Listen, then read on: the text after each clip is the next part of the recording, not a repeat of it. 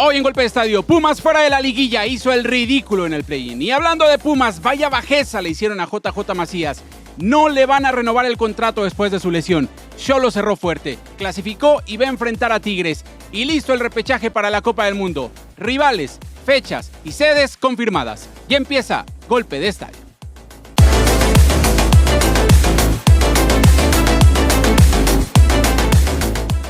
Golpe de Estadio está patrocinado por Vimo, ayudándote a lograr progreso financiero real.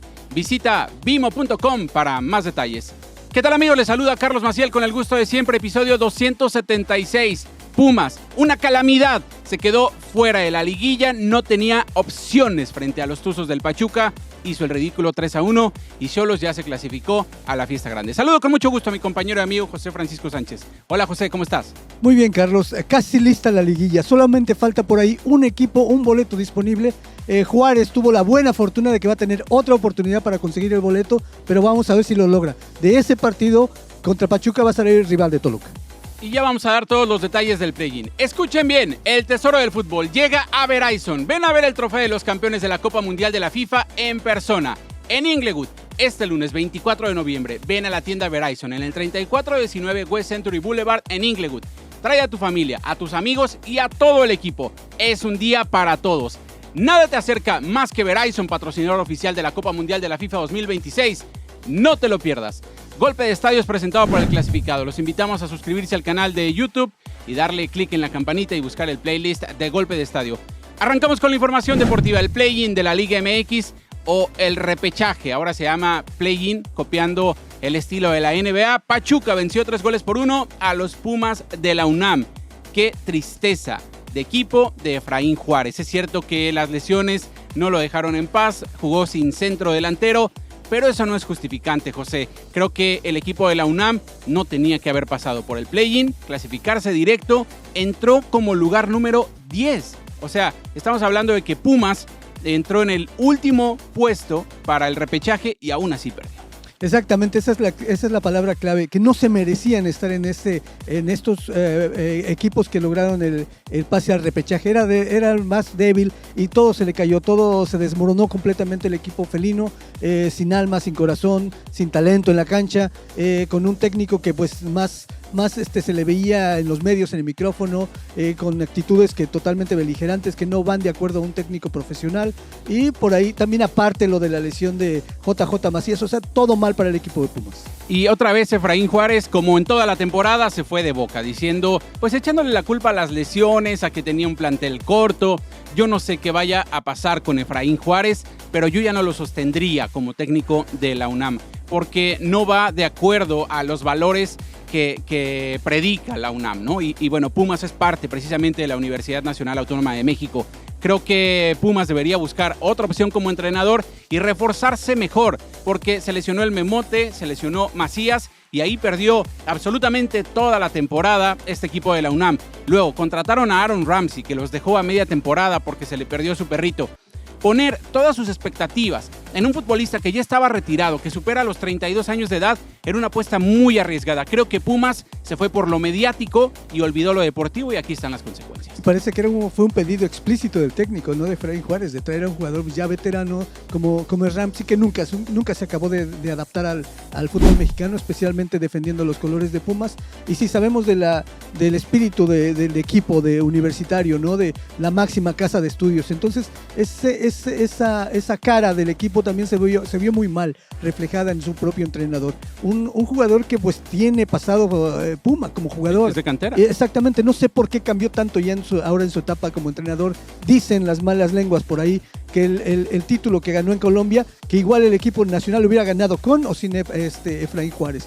Entonces, a mí me viene mucho a la memoria esa celebración cuando fueron campeones. Yo te lo comenté antes cuando se subió al camión del triunfo, de la victoria. Esa celebración más de la cuenta, bien pasado de la raya. Entonces, no sé si por ahí deberíamos de haber visto un síntoma de lo que venía, ¿no? En un futuro para Pumas, que sí, fue más boca, fue más estar defendiendo lo indefendible en este caso, pero nada, no vimos ningún cambio en la cancha, no vimos nada positivo para el equipo de Pumas y yo creo que sí estamos viendo los últimos momentos de Efraín Juárez con el equipo universitario. Una mala copia de Javier Aguirre, porque sus ademanes, la forma en la que habla, está clarísimo que quiere imitar al Vasco Aguirre, que fue un técnico que le dio mucha confianza. Lo llevó a la Copa del Mundo 2010, lo llevó también al Zaragoza, donde dirigió el Vasco Javier Aguirre, y creo que él intenta imitarlo, pero lo hace muy mal. Y entonces, con lo que me dices, o sea, lo había pensado, con todo lo que hemos visto de Efraín Juárez en 6 meses, entonces le damos la razón a la prensa de Colombia, que se hartó, no la prensa, el medio deportivo, el medio futbolístico de Colombia se hartó, se hostigó de Efraín Juárez. Le damos la razón, entonces, ya que lo conocemos, ya que lo tenemos de este lado, ¿le das la razón a la prensa colombiana? Al menos en una parte, ¿no? Porque sabemos cómo se manejan siempre los medios, la mayoría de ellos, no todos, que siempre exageran las cosas, ¿no? Pero también estaría bien ver las conferencias de prensa que dio a lo largo de la temporada que estuvo con el equipo verdolaga allá en Colombia, y ver cómo era su actuación, cómo eran cuando estaba frente al micrófono, cómo era cuando perdía, cuando ganaba. Entonces eso sí nos puede dar un historial exactamente de cómo venía Efraín Juárez en este equipo colombiano, que para nosotros fue una sorpresa darnos cuenta que estaba dirigiendo allá en Colombia, en un equipo de los más importantes, ¿no?, de la liga colombiana. ¿Quién lo colocó ahí? ¿Cómo es que le dieron chance a un técnico sin experiencia llegar a dirigir a un grande? Es como si un exfutbolista colombiano llega a México a dirigir a América o Chivas sin ninguna experiencia y lo saca campeones. Sí, ahorita que dijiste que imitando, por ejemplo, tratando de imitar al Vasco Aguirre, yo creo que más se parece a Tomás Boy, ¿eh? Era exactamente igual, muy polémico en la... Y no ganaba nada. Y no ganaba nada. Sí, exactamente, eso es lo malo de Efraín Juárez. Pero Pumas no es grande, Pumas es una mentira como equipo grande del fútbol mexicano. Que no les mientan, Pumas no es uno de los equipos más importantes del fútbol mexicano. Los Pumas han vivido toda su vida en una mentira. Se dicen grandes y no están a la altura de Cruz Azul, tampoco de las Chivas, y menos, mucho menos a la altura del América. Incluso Toluca y Tigres ya lo superaron en títulos, y Tigres lo ha superado en relevancia nacional. Vamos a dar algunos datos para demostrar que Pumas no es el grande que dice ser. 15 años sin ser campeones, 36 años sin títulos internacionales, 50 años sin ganar una copa. Jamás han dominado una década como sí lo hizo América, como sí lo hizo Cruz Azul, Chivas, Toluca y Tigres. Nunca han ido al Mundial de Clubes. Los equipos grandes del fútbol mexicano ya fueron un Mundial de Clubes. Pumas, jamás. Bueno, es el único equipo mexicano en los últimos 22 años que perdió una final de Conca Champions frente a un equipo de la MLS. Pumas no es grande, José, es una mentira el fútbol mexicano. Pero puede regresar a reverdecer algunos laureles si, por ejemplo, regresa a sus bases, a sus raíces, que lo hizo ser uno de los equipos más importantes del fútbol mexicano. En la década de los 80s o antes también, Pumas era considerado semillero del fútbol mexicano. De ahí salían muy buenos jugadores para la selección y para otros equipos, ¿no?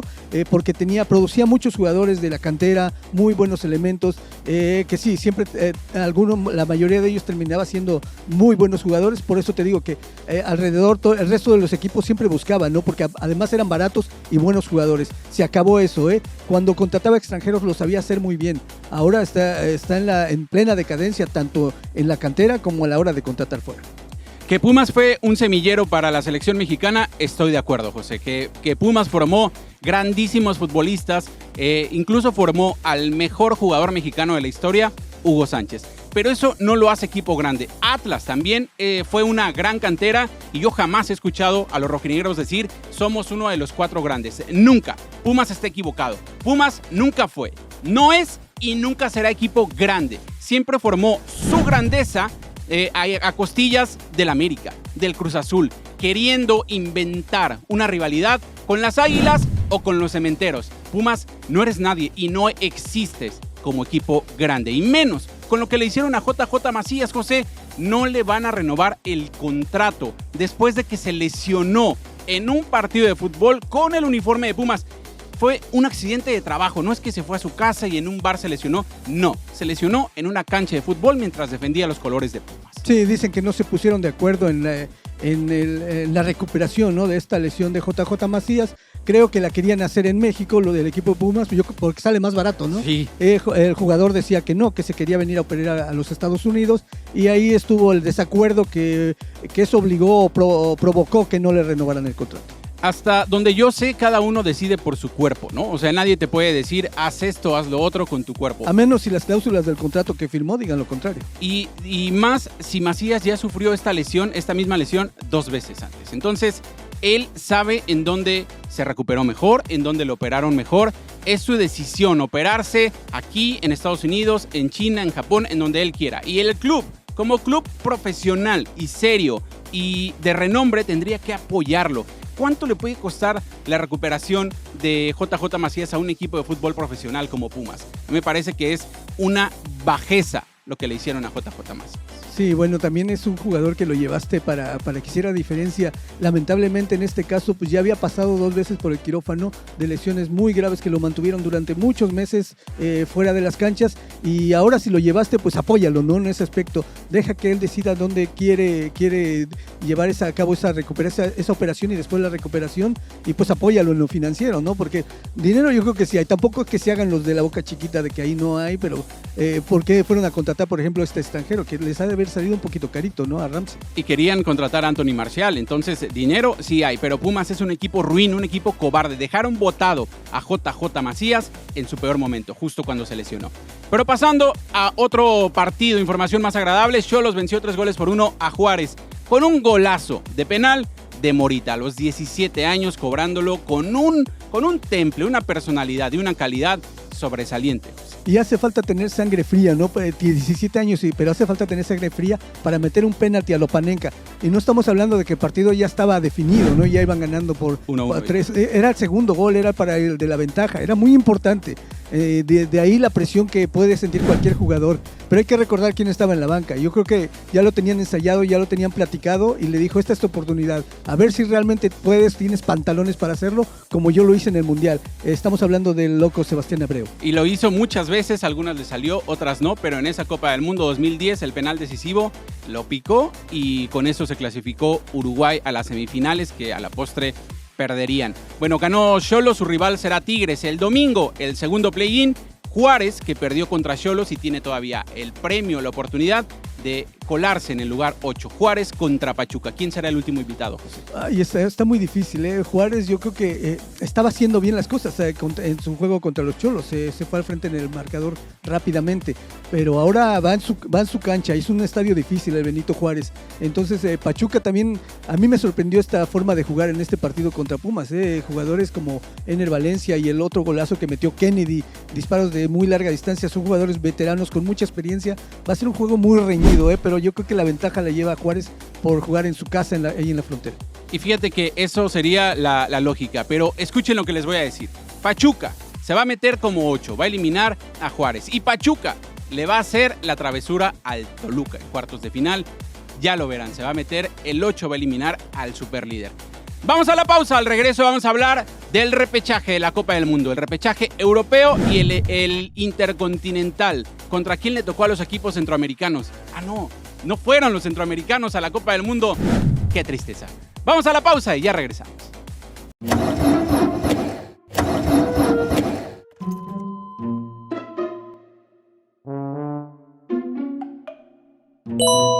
El clasificado soluciona sus problemas.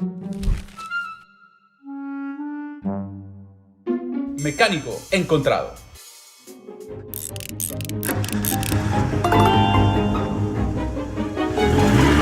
El clasificado, conectando compradores y vendedores por generaciones. Ya estamos de regreso en Golpe de Estadio, que está patrocinado por Bimbo. ¿Qué sabe un banco como Bimbo de fútbol? Mucho, pero más importante aún, sabe cómo ayudar a millones de personas a lograr progreso financiero real. Y eso es algo que debemos celebrar y reconocer. Visita bimbo.com para más detalles.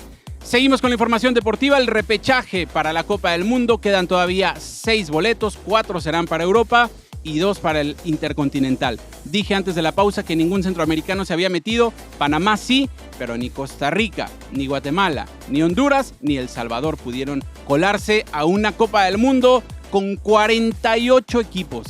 Y sin México, sin Estados Unidos y sin Canadá en la eliminatoria, es increíble, José. Esto es un escandalazo para equipos como Costa Rica, como Honduras, que era la eliminatoria más fácil de toda su historia, ¿eh? Y ni aún así se pudieron clasificar. Y ya tuviste lo de Panamá después que te enseñé el mapa que tenés entre Centroamérica. Bueno, ahí ya corregiste este asunto.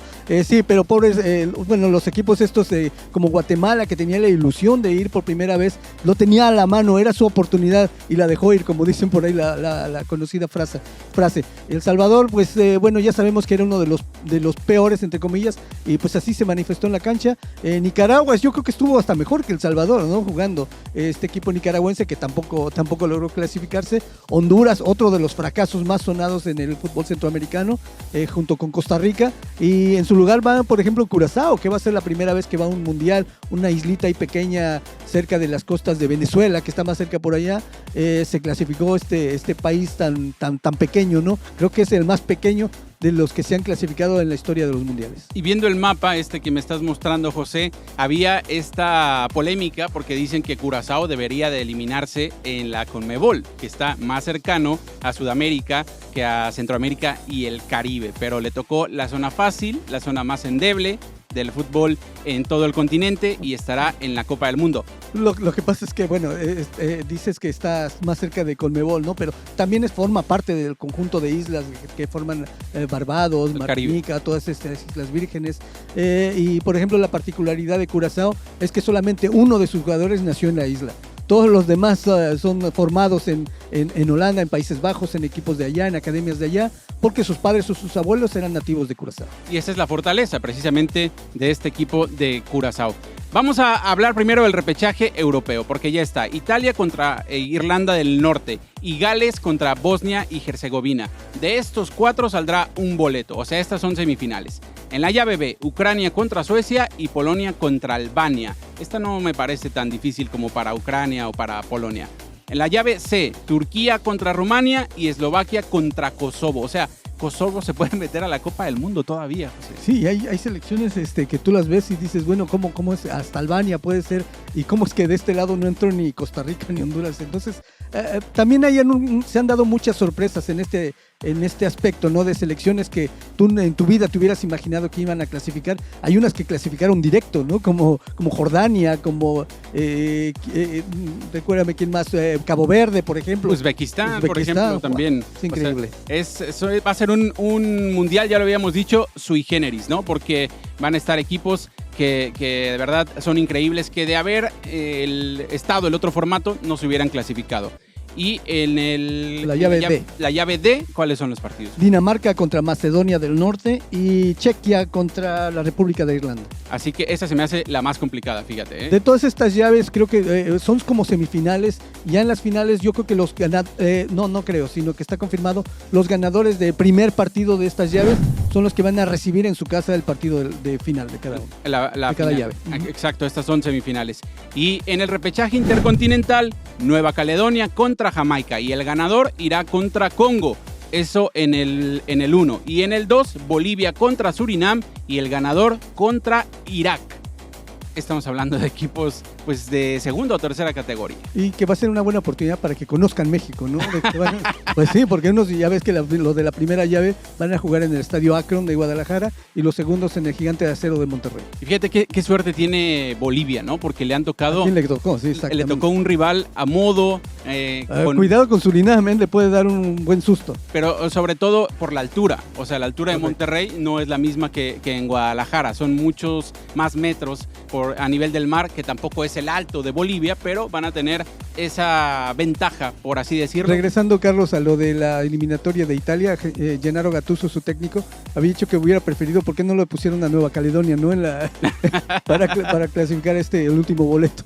Pues no es así. Pero que Italia esté en el repechaje es... Se puede quedar sin su tercer mundial consecutivo, Italia, ¿eh? Pero ¿sabes qué? Es injusto para Gattuso y para muchos que Italia se enfrente frente a Irlanda y luego Gales contra Bosnia. O sea, de entre Italia, Gales y Bosnia, uno va a clasificar al Mundial y 2 se van a quedar fuera. Y hay otros que se podrían quedar fuera que antes han participado en mundiales, como Rumania, como Suecia.